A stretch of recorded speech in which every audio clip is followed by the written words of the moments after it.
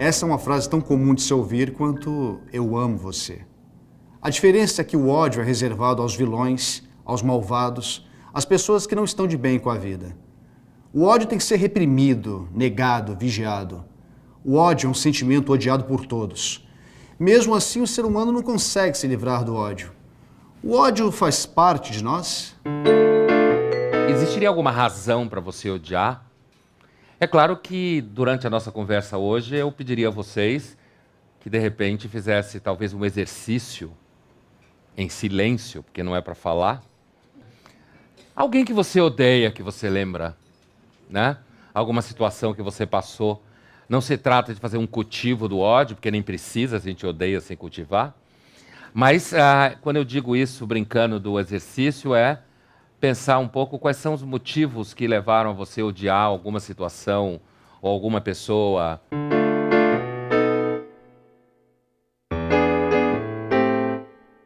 A tentativa mais comum no Ocidente de negar a realidade última do ódio, no sentido de que ele seria de alguma forma incontestável ou insuperável, ou que ele vai sempre acontecer, é o que todo mundo conhece, o cristianismo, né?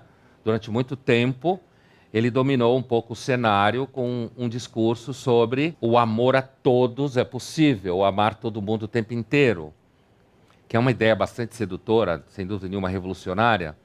Mas nos últimos anos a gente tem um outro tipo que eu dataria, grosso modo, a partir do final do século XVIII, com a Revolução Francesa, 1789, como símbolo, como data símbolo disso, que começa a aparecer uma outra forma da gente tentar dizer que o ódio seria um efeito secundário, alguma coisa que não necessariamente é real, que é talvez alguma coisa como a associação entre uma certa política e uma certa crença na ciência poderia talvez resolver o problema do ódio. Amarás o teu próximo como a ti mesmo. Esse é o maior dos mandamentos, diz o Evangelho de Marcos. A máxima cristã constava no Antigo Testamento e foi repetida também pelo apóstolo Paulo. Para o cristianismo, só há salvação pelo amor. No livro do Gênesis, encontramos um dos mais célebres relatos sobre o ódio. A inveja e a ira dominaram Caim. Deus o alertou: o seu desejo será contra ti, mas a ti cumpre dominá-lo. Caim não conseguiu dominar seu ódio e matou seu irmão Abel. Como pena, Caim tornou-se maldito sobre a terra e sofreu castigos tão grandes que mal conseguiu suportar. A religião, de alguma forma, o cristianismo, grosso modo, passou por uma certa relativização cultural. Ou seja, grande parte das pessoas não vive segundo uma pauta religiosa cotidiana, é isso que eu quero dizer. A gente teve a experiência do iluminismo no Ocidente, que, de certa forma, compete com o cristianismo como formador, iluminismo no sentido grande da palavra, né?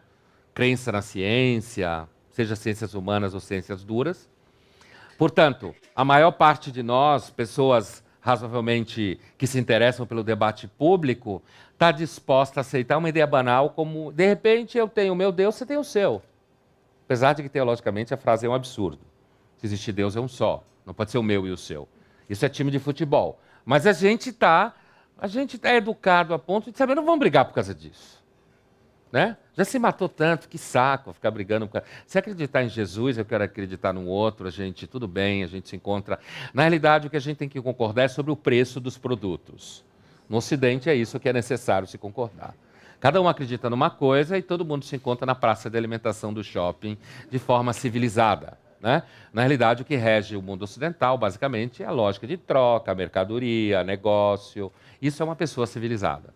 E aí, quando você lida ou convive com alguém que tem uma concepção religiosa diferente, ou seja, tem uma concepção religiosa, melhor dizendo, né? E que acha que aquela crença dela é absolutamente verdadeira, isso daí, não pense que isso é uma coisa abstrata, hein? Não tem nada de abstrato, religião. Religião é concreto. Quando você vive dentro do sistema religioso, é concreto. Ele diz para você como você deve comer, o que você tem que comer, as horas que você tem que orar, para quem você ora. Papéis masculinos e femininos é uma coisa que toda religião tem mania de organizar. Agora imagine então que você tem que conviver com um outro desse. E esse outro, sei lá, acredita em X, Agora imagine que a sua filha começa a namorar o filho do cara. Você é uma pessoa tranquila, você acredita que o outro é legal, que dá para conviver bem, você não quer brigar com ninguém. Se ele quer acreditar no Deus dele lá, ele pode acreditar. Você vai até na casa, come as comidas que eles fazem, é super simpático, tolerante. Agora imagina que eles resolvem casar. Aí começa a discussão, casar onde? Eu não faço questão de igreja, sinagoga, para mim, se não casar não precisa. Se juntar já tá bom, contanto que não bata na minha filha já estou feliz. Quer dizer, já é uma coisa assim, a gente não está aqui para brigar por causa disso. Mas aí não, tem que casar naquele templo lá, daquele jeito, e aí a tua filha não pode fazer tal coisa, porque senão está errado com tal coisa, e tem que se agir de tal forma. Aí, imagina a situação. Agora imagine que aí rola um filho no pedaço. O que vai ser feito desse filho? Para que lado ele vai? Ele vai ser educado que nem nós aqui, do tipo meio estragado, né, que só leva a sério a fatura do Visa, ou vai ser educado no modo assim que tem que viver de acordo com aqueles preceitos, fechado naquele código. Como é que você vai fazer? Então esse é um caso empírico, né? Que uma forma de evitar isso é ninguém falar com ninguém, ninguém se relacionar. É viver dentro de guetos, dentro da própria sociedade. Cada um vive num bairro, ninguém se mete um com o outro, né? E aí tem a universidade que esculhamba tudo, porque quando é pequeno você protege, separa, proíbe, não pode, não sai. Aí eles vão para a universidade, você sabe, aí começa aquela promiscuidade das aulas e do corredor, e aquele negócio, e a balada, e não sei o quê, você não sabe como é que se encontra, não precisa nem da balada, basta matar uma aula. Não precisa nem da balada. E aí acontece essa coisa que é, afinal de contas, dá para... O que você faz com um outro desse concreto que está entrando na sua casa?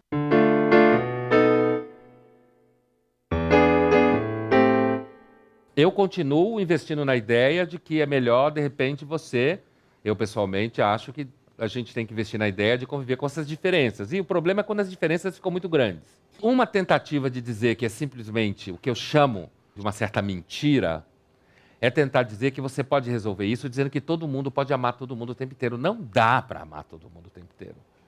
Não dá. Todo mundo sabe disso. Talvez se você tiver uma vocação para ser monge, freira, e mesmo assim vai ter um monge no mosteiro que você não vai com a cara dele. Ou uma freira que você acha meio venenosa, né?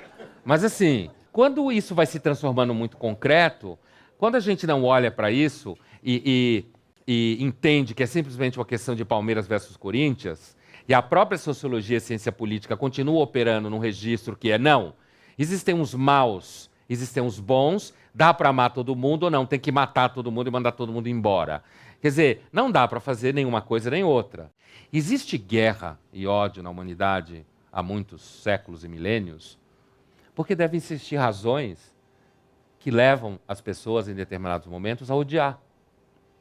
Não é porque deu um defeito de fábrica, porque Adão e Eva fez alguma coisa e daí a gente começou a odiar. Ou, por outro lado, não é porque você não teve uma boa professora na escola, porque se você tivesse uma boa professora na escola, todo mundo ia se amar e se adorar. Em festa de final de ano dá para se amar e se adorar. É claro, porque você fica lá 2 horas com as pessoas, né? Então fica tudo bem, inclusive está bebendo, é aquele ambiente gostoso e tal, quando é gostoso. Imagina na escola também, né? Se educa as crianças para respeitar as diferenças, o que é essencial para uma sociedade promíscua como a moderna, que você anda, promíscua não no sentido sexual só, promíscua no sentido antropológico, eu quero dizer, onde as trocas culturais são contínuas, onde, como alguns falam por aí, os fluxos de convívio, né? Você se mistura com as pessoas, convive com as pessoas, onde existem instâncias que levam a essa experiência contínua de conviver com o outro em grandes cidades, né? Imagina que você educa as crianças para isso, agora as crianças crescem. Elas crescem e elas têm as famílias delas. E aí vivem de acordo com a família. Às vezes, o cinema gosta muito de trabalhar essa coisa de 2 mulheres, uma judia, outra muçulmana, que não tinha nada a ver e ficam super amigas e vivem super bem, não sei o quê. É super legal isso, mas quantas amigas judias e muçulmanas conseguem viver juntas a vida inteira, feliz, colhendo limão num campo de limão? O ser humano odeia, ponto. seja lá por que razão for.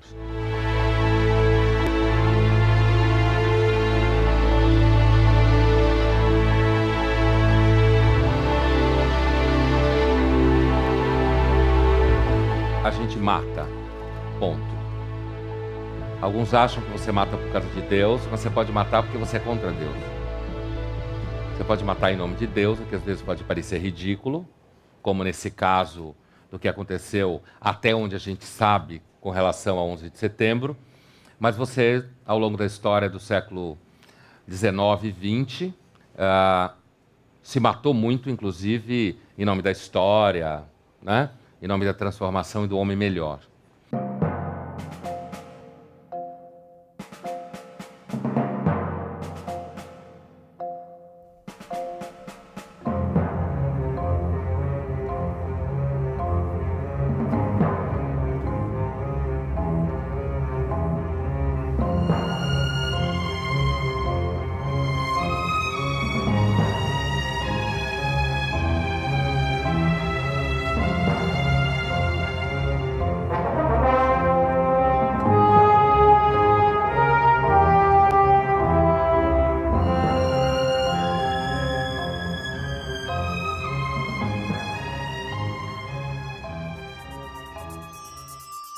No próximo bloco, o ódio faz parte do nosso DNA.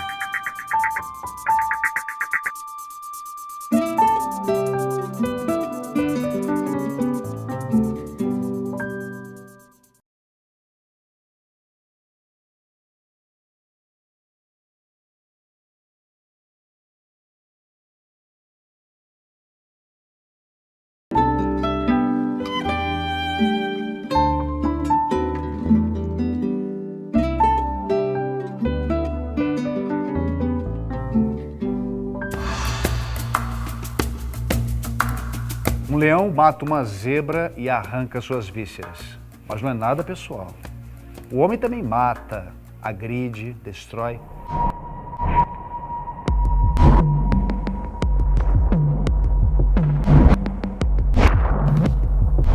Mas será que faz isso porque gosta? Basta olhar para o lado sombrio da nossa alma para encontrarmos o ódio. É possível expulsar esse sentimento de dentro de nós? E mesmo que seja possível, será que sem ódio nós continuamos humanos? Em que medida, se você retira do ser humano esse lado meio sombrio, entre aspas, ou que a gente pode chamar, seguindo a filosofia do Darth Vader lá do Star Wars, o lado negro da força, em que medida você pode, talvez você não esteja de alguma forma extraindo do ser humano ou tirando dele algo que lhe é inerente, entende? Assim, algo que faz parte da própria estrutura dele. Se um ser humano que ama todo mundo o tempo inteiro, a não ser que ele seja Jesus, para quem acredita em Jesus, talvez ele seja só um mentiroso ou alguém que, na realidade, não consegue lidar com certos conteúdos. Sabe aquela pessoa tipo passiva-agressiva? Fala sempre baixinho, é sempre super legal, super doce, mas que, na realidade, dá umas porradas em você, assim, se elevar o tom de voz, quando ninguém está vendo?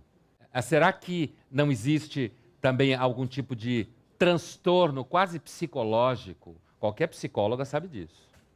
Criança tem que botar raiva para fora, sabe? Papo básico, né? É um papo básico esse. Tem que chutar de vez em quando porta, né? Quebrar coisa. Para não quebrar a cara de uma pessoa, de repente você quebra uma coisa. Tanto que tem empresas que resolvem isso fazendo uma sala para você chutar almofada. Que é uma brincadeira, né? Você quer chutar a cara do chefe, você chuta a almofada, né? Será que às vezes não é importante a gente olhar para esse lado um tanto sombrio? O ódio é o tonel das pálidas denaides frias.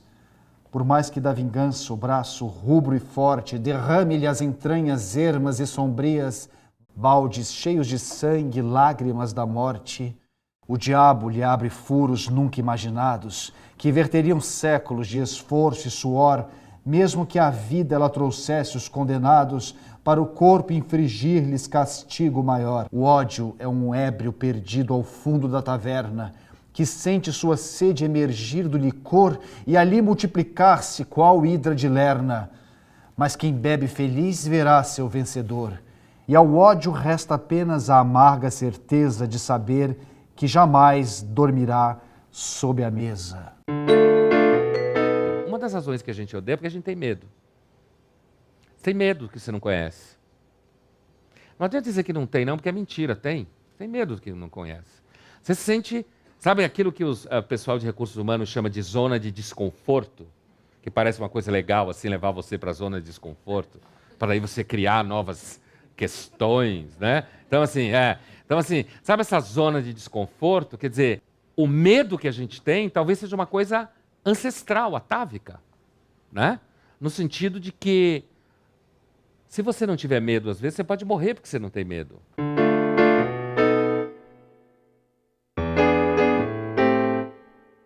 A ideia de que basta você educar, sabe, as pessoas, quer dizer, uma boa professora, uma boa mãe, um bom pai, um bom governo, vai fazer com que as pessoas se amem e deixem de se odiar? Talvez não. Tem um sociólogo francês chamado Alain Touraine, muito importante na França, que ele tem uma ideia que é interessante, que é o seguinte: a democracia, na realidade, ela é um regime que opera sempre em tensão. Porque a democracia é o regime que busca institucionalizar as raivas, os ódios, as diferenças, os conflitos. Ao invés de você se matar, você põe os advogados para se matarem. Entendeu? Quer dizer, você briga dentro do espaço da lei, né? Os partidos se odeiam, né? Os partidos fazem seus... o problema é quando os partidos começam a se amar e deixam a gente do lado de fora também, né? Que isso também pode acontecer. Mas, assim, na questão da representatividade, como se fala em política, a democracia é um regime que busca exatamente criar caminhos para que esses conflitos inexoráveis entre os seres humanos encontrem um certo fluxo que não vire conflito físico. É melhor quando você se odeia institucionalmente, é melhor quando você se odeia juridicamente, do que quando você se odeia fisicamente e materialmente. Essa é uma ideia muito importante na filosofia política. Se você tem mecanismos institucionais para organizar as tensões podem ficar só institucionais ou permanecer institucionais durante mais tempo. E aí, quer dizer, essa é a grande intenção da democracia. E ela sempre vive mal das pernas, porque a democracia sempre vive mal das pernas. Porque ela viver bem o tempo inteiro significa que naquele lugar não existe conflito. Se não existe conflito, é porque o conflito que tinha, mataram todo mundo daquele grupo que tinha conflito, né? Ou calou a boca de todo mundo.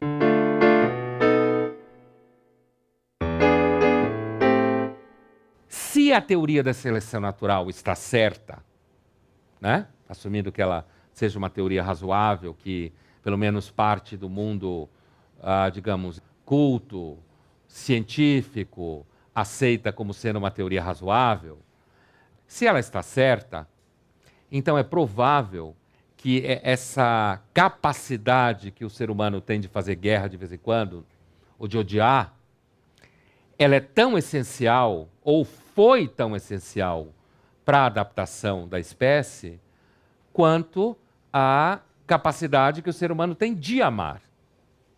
Essa filósofa russa chamada Ayn Rand, R-A-N-D, ela tem uma birra do cristianismo, uma birra assim, era uma ateia, anticomunista e ateia, muito radical. Por isso ela foge para os Estados Unidos.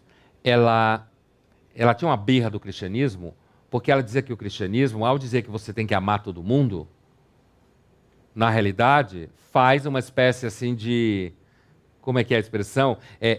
Faz uma espécie assim de terra arrasada, de destruição das diferenças entre pessoas que, de repente, merecem ser amadas e outras não.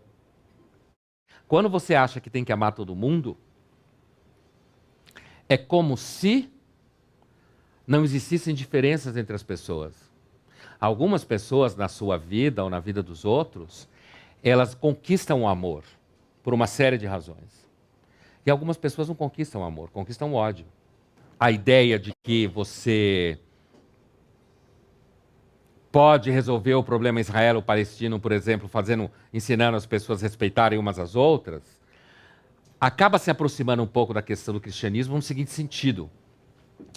Essa herança que a gente tem do século XVIII, de que a gente vai resolver tudo politicamente, ou de que dá para continuar o tempo inteiro dizendo que todo mundo pode se amar e se respeitar, essa teoria ela acaba tapando, primeiro, o fato óbvio de que a humanidade sempre fez guerra. Sempre fez. Não é que é bonito, mas sempre fez. E se os darwinistas têm razão, a capacidade de odiar foi algo selecionado pela história da espécie. É uma coisa talvez feia essa de pensar. Mas foi selecionado pela espécie. Se o darwinismo tem razão, então a possibilidade de você odiar, a possibilidade de você ser cruel, é algo necessário para a sobrevivência. Foi necessário e continua sendo necessário. E nesse sentido, pelo menos mantido as condições de temperatura e pressão da espécie, da condição que ela é, se determinadas situações se repetem, a gente vai se odiar e a gente vai se matar. E, em alguns momentos, talvez essa seja a única solução. Não se trata de fazer um discurso no sentido de se arme e mate. Não precisa, as pessoas se armam e matam. Outra coisa é, uma coisa é você fazer um trabalho no sentido de diminuir a violência. Outra coisa é você dizer que a violência nunca é necessária, nunca foi necessária e nunca será necessária num dado momento. Não sei se é clara a diferença entre uma coisa e outra. Porque a diferença entre uma coisa e outra aqui fala exatamente da diferença entre você reconhecer a necessidade de diminuir o ódio e, por outro lado, reconhecer o fato de que, às vezes, o ódio é o afeto justo. Se amor é fantasia, é possível o amor apesar do ódio? Primeiro, não acho que o amor seja uma fantasia de forma nenhuma. Acho que ele é tão real quanto o ódio. Outra coisa, assim, é possível amar onde existe ódio? Bom, isso é uma ideia que foi bastante... É bastante fruto do cristianismo no Ocidente. E o próprio discurso político de tolerância é muito filho disso daí. A gente sabe que grande parte do projeto político moderno é uma espécie de secularização de valores cristãos. Quando você estuda isso, a ética grega não falava desse papo de amor por escravo, não. Amor por todo mundo. Para Aristóteles, não havia civilização possível sem escravos. Como eu vou me ocupar com a louça?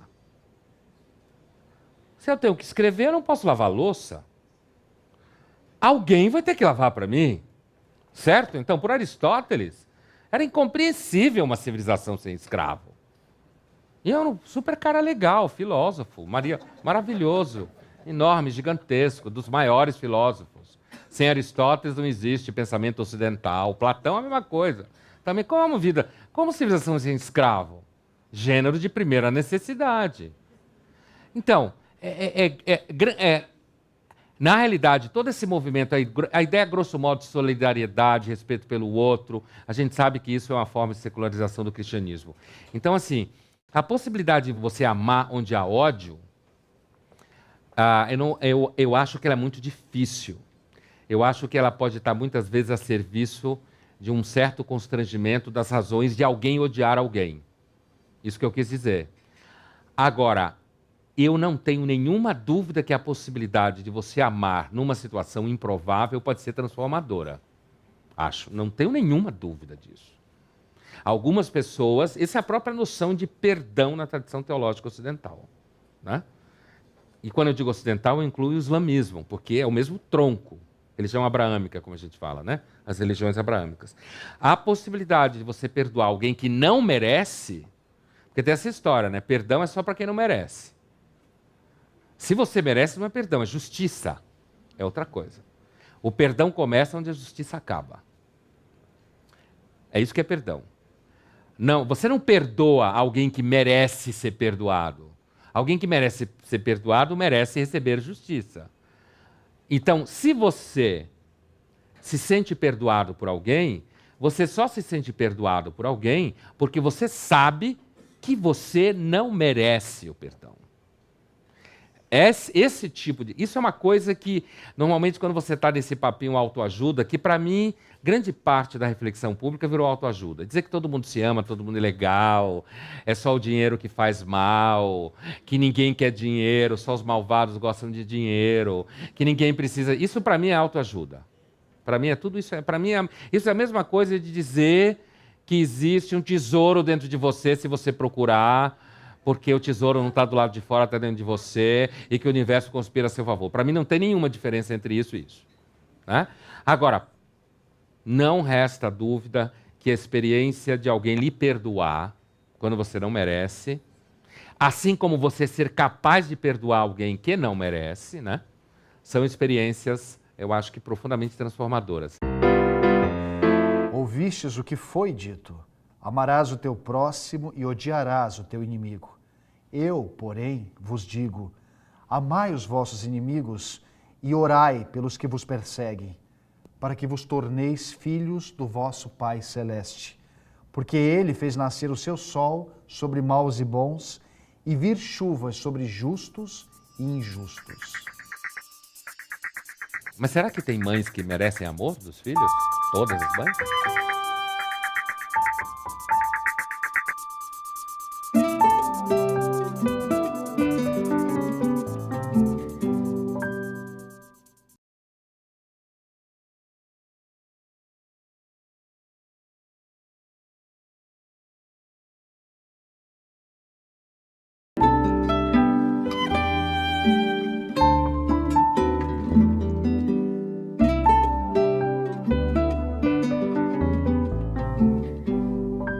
Família é a célula máter da sociedade. Amor de mãe é sagrado. Honrarás pai e mãe. Coração de mãe sempre cabe mais um. A família é o refúgio de amor e compreensão. Será? E se a gente ver a coisa por outro ângulo? Família é um lugar de ressentimentos, de inveja, de rancor, mães que têm inveja das filhas, filhos que detestam as mães, filhos que competem com os pais. Afinal, na mesa de jantar, o que fala mais alto? O amor ou o ódio? Vamos reduzir isso ao ambiente familiar, por exemplo, para ficar mais no espectro, sei lá, do mundo das psicólogas ou das terapias. Algumas mães por aí, né? Será que dá para amar todas as mães? Agora a coisa pode ficar talvez até pior. Porque quando você está falando, sei lá, de terrorista, falando de guerra, você tem a impressão que é uma coisa que tem gente fazendo lá que você nunca faria. Né? Você nunca chegaria em uma situação como essa. O que, obviamente, não é verdade. Né? Mas assim, quando você fala de mãe, não, mãe é sagrado. Tem aquela coisa, né? Tem gente que fala que mãe é sagrado e tal. Mas será que tem mães que merecem amor dos filhos? Todas as mães? Será que tem algumas mães que pedir para você amar essa mãe, na realidade, seria um contrassenso? Será que a própria noção de que a família é sempre um seio de amor e não de ódio, não é uma noção que é necessário para nós convivermos do ponto de vista civilizado, mas que, na prática, às vezes, não é absolutamente real? E com isso, de novo, eu não estou dizendo assim, se você descobrir que ama sua mãe, que você odeia sua mãe, chega em casa e bata nela. Não é isso que eu estou dizendo. O que eu estou discutindo com vocês é assim, quais são as razões que levam uma pessoa a odiar? Não desejo você. Por isso detestei sempre minha mãe e minhas irmãs. Não sei. Não compreendo que um homem possa tolerar a própria mãe, a não ser que, se você não fosse como é, assim, tão desagradável, com espinhas na testa, pior do que feia, uma mulher que não se deseja em hipótese nenhuma. Não se trata de dizer, eu descobri que não posso amar meu pai e minha mãe, vou para o cinema, estou feliz com isso, resolvi o problema. Não. Provavelmente isso não está resolvido coisa nenhuma. Provavelmente você vai arrastar esse fardo o resto da vida. Né? É sempre mais fácil se você ama. Seria muito mais fácil se sempre desse para amar. Mas assim como a família é o espaço onde você aprende a ser humano, no sentido que é civilizador e humanizador, às vezes as relações familiares, elas são elas mesmas um enorme produto de razões para o ódio, para o desentendimento. Bom, qualquer pessoa aqui que já tenha passado por um inventário vai entender mais ou menos o que eu estou falando, né? Para ser bem básico. né? É muito interessante, para quem já passou por algum inventário, ouvir pessoas dizer assim, não, meu irmão nunca faria isso comigo, jamais. Tentar tomar o apartamento de mim, ele sabe que eu não tenho para onde ir. Ele não vai tentar tomar o apartamento de você, ele vai querer que você pague um aluguel, ele vai querer... Ou então, de repente, ele até nem quer, mas a mulher dele quer que você pague um aluguel, e entre brigar com o irmão e brigar com a mulher, você sempre vai brigar com o irmão, porque você não é louco de brigar com a mulher, senão o problema é muito maior, o irmão está longe de você, não tem métodos para constranger você no dia a dia, no sentido mecânico, não no sentido moral. Então, assim, né? Então, assim... essa ideia de que, quando eu falei brincando, mas você sabe que é absolutamente verdade, quer dizer, a ideia de que na família não existem razões para se odiar, é até uma piada dizer isso. Talvez sejam os espaços onde as pessoas, na realidade, aprendem, talvez isso seja uma função importante da família, elas aprendem exatamente a lidar com esse ódio. A constranger o ódio, a tentar fazer um exercício de olhar por outro lado para não ter que odiar. Talvez isso seja uma das definições mais profundas de civilização. É você aprender a olhar alguma coisa que você odeia, mas que, de repente, o modo de você olhar pode ajudar você a não odiar tanto aquilo. Aparentemente, a experiência do ódio ela está tão misturada, seja com o nosso cotidiano do café da manhã, ou do seu irmão e da sua irmã, que fica te ferrando todo dia, sabe? De repente aquele irmão que fica ferrando a irmã o tempo todo, batendo nela, humilhando ela. Porque tem irmão que faz isso com o irmão mais novo, com a irmã, quer dizer, fica querendo mostrar para ela, sabe aquele ciúme básico, quando não quer jogar a criança pela janela? Né? No sentido de ciúme daquele que nasceu. Então imagina, você estava super feliz, aí vem esse pentelho ocupar o espaço junto com você, dividir o espaço com você. Agora imagina, quer dizer, você trabalha, se esforça, e aí depois, imagina, aí você tem aquele irmão que não faz nada da vida, um puto inútil, vagabundo, e porque ele é seu irmão, você é obrigado a aguentar o cara em casa? Só porque ele é seu irmão? Só porque ele tem uma similaridade de sangue? Só porque o mesmo cara e a mesma mulher, quando são os dois, transaram, é a mesma mulher e o mesmo cara que transaram, daí você paga a conta depois? Quer dizer, mesmo sangue é isso, né? A não ser que você aloque símbolo, cultura, significado. Ou seja, esse é o próprio trabalho da civilização. Você tem que ir agregando valor a uma experiência que seria, a rigor, meramente animal. Veio uma pergunta do Maximiliano, e ele fala assim: o ódio familiar em Romeu e Julieta resulta no amor como ferramenta de guerra, de conflito, ódio versus amor. Entretanto, o final é trágico. E a pergunta dele é se você acha que o ódio sempre vence o amor. Acho que não. Não. Assim, você dizer que o ódio existe, existem razões para odiar, não significa dizer que o ódio sempre vence o amor. Me parece que isso é empiricamente falso. Inclusive, no caso de Romeu e Julieta, né? O problema de Romeu e Julieta, eles não se apaixonam porque as famílias se odeiam. Acho complicado dizer isso, né? Eles se apaixonam e as famílias se odeiam, né? Os Capuleto e os Montecchio, né? E assim, é claro que Romeu e Julieta é uma tragédia que faz parte de uma literatura medieval conhecida, né? Que é uma reflexão medieval sobre a impossibilidade do amor verdadeiro, que o amor verdadeiro nunca se realiza. Então, nesse sentido, a história de Romeu e Julieta é numa história em que o ódio venceu, nesse caso, não há dúvida que o ódio venceu, e os dois morrem, mas veja, o impulso que a literatura romântica de amor impossível tem no Ocidente para as pessoas experimentarem histórias de amor, alguns acham que isso é péssimo, mas a gente sabe que a literatura romântica teve um grande impulso para fazer com que as pessoas começassem a casar por amor. Porque antigamente se casavam por coisas sérias, como dinheiro, patrimônio, escravo, coisas assim, né? Depois, o romantismo, uma das coisas que o romantismo nos legou é essa ideia de que você deve casar por amor. Mesmo que depois o amor acabe, não vou entrar nesse mérito. Não, mas assim, veja, de novo, cuidado, assim, o fato da gente olhar para as razões do ódio e olhar para esse lado sombrio, não significa dizer que o ódio vence sempre. E mesmo no caso do Romeu e Julieta, eles morrem, mas dizer que por isso o amor ou o amor que eles representam não tem lugar no mundo me parece um exagero. Não, não acho que o ódio sempre vença. Eu acho que eu acho que o ódio é irredutível como experiência histórica humana.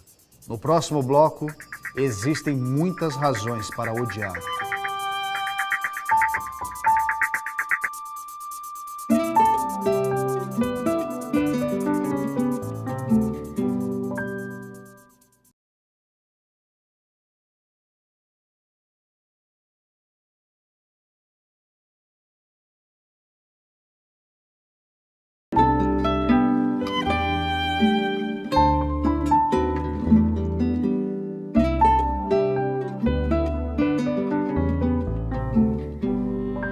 O ódio precisa ser levado a sério.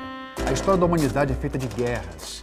A história pessoal de cada um é cheia de brigas e desentendimentos. Tentamos apagar o ódio com leis, crenças, passeatas, mensagens de paz. Tentamos combater o ódio com a razão, mas continuam existindo razões para odiar. O ódio insiste em gritar na nossa presença. O que fazer quando não somos capazes de somente amar, mas também de odiar? É porque existem razões para odiar que a gente precisa levar isso tão a sério. Essa é a questão. Se não existisse razão para odiar, seria mais fácil. Era só você contar uma historinha infantil. No final, todos se amaram. É necessário olhar para a realidade. Talvez porque a realidade, de fato, diz que existem razões para odiar, que não é possível amar sempre, que uma pessoa normal não ama sempre, né?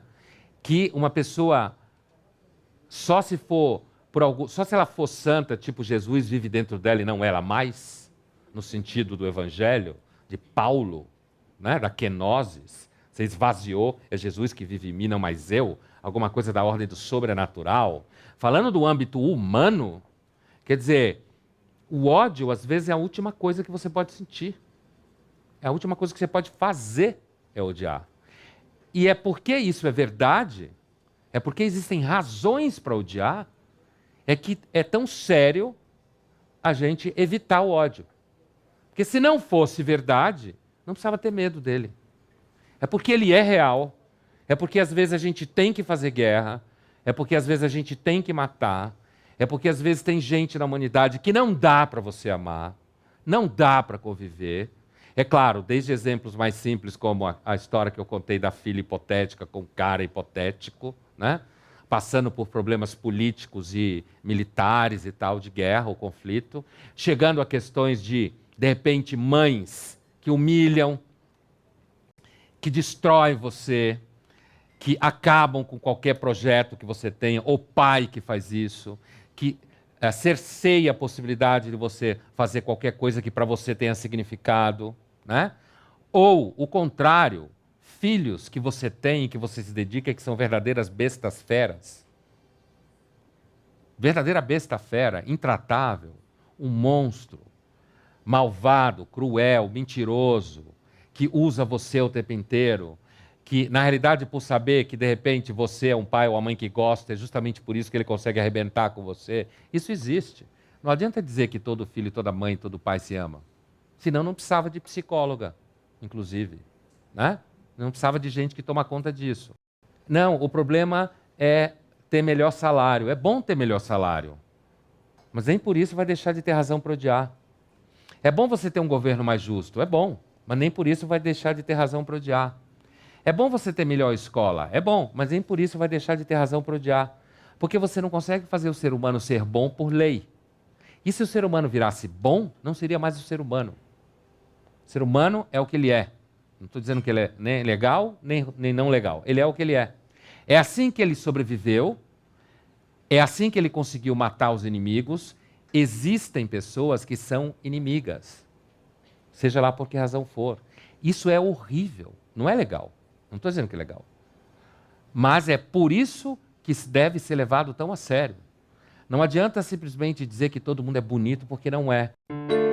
Eu queria te perguntar se não seria esse exageradamente ter que amar a todos ao mesmo tempo e sempre, não estaria camuflando a culpa, culturalmente, né, camuflando a culpa do odiar? Não há dúvida que sim. Você tentar dizer que tem que amar o tempo inteiro e não conseguir, daí você culpa, provavelmente. Se eu sou obrigado a achar que... Mas muitos cristãos relatam, quando você estuda a história do cristianismo, já na Europa, né, antes de você discutir isso no Brasil, que tem uma estrutura um pouco diferente, mas assim, essa coisa de que eu sou obrigado a amar e como eu não consigo amar, eu tenho culpa. Não consigo amar meu irmão, eu sinto culpa, sem dúvida nenhuma. A obrigação de amar faz um mal terrível, me parece. A culpa me parece interessante quando você sabe que você fez mal para alguém. Por isso que está relacionado à questão do perdão. Se eu nunca tive a consciência que eu de fato fiz mal a alguém, para mim, no limite, eu nunca tive a experiência verdadeiramente moral. Porque as pessoas fazem mal aos outros.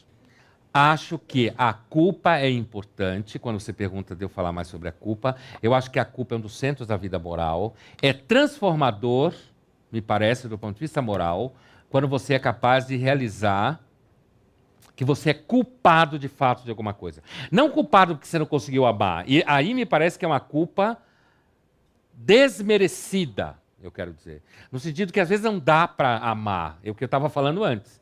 Agora, eu acho que existem situações que é uma outra culpa, que é quando eu reconheço que, de fato, eu fiz alguma coisa para alguém de cruel, sei lá, alguma coisa assim, a pessoa não merecia. E aí, eu ser capaz de reconhecer isso, eu acho que isso pode ser uma experiência transformadora. Pergunta do Carlos Lopes. Ele pede para você falar sobre a relação entre ódio e inveja. Até que ponto se odeia alguém por ela ser e ter o que não somos e o que não temos? A comparação com os outros é uma receita para ódio e infelicidade? Existem muitas razões para a gente invejar um monte de gente. E dá uma raiva, dá ódio mesmo. Ódio, quando você encontra uma pessoa melhor do que você, é uma experiência humilhante. Né? Daí a inveja e o ódio. Alguém... Essa é uma coisa que eu já refleti um tanto sobre isso. Alguém é assim, mais inteligente do que você, mais bonita do que você, mais rica do que você, que tem mais saúde do que você. Isso já é o suficiente para te acabar com você. Agora, imagine se essa pessoa é, além de tudo, humilde.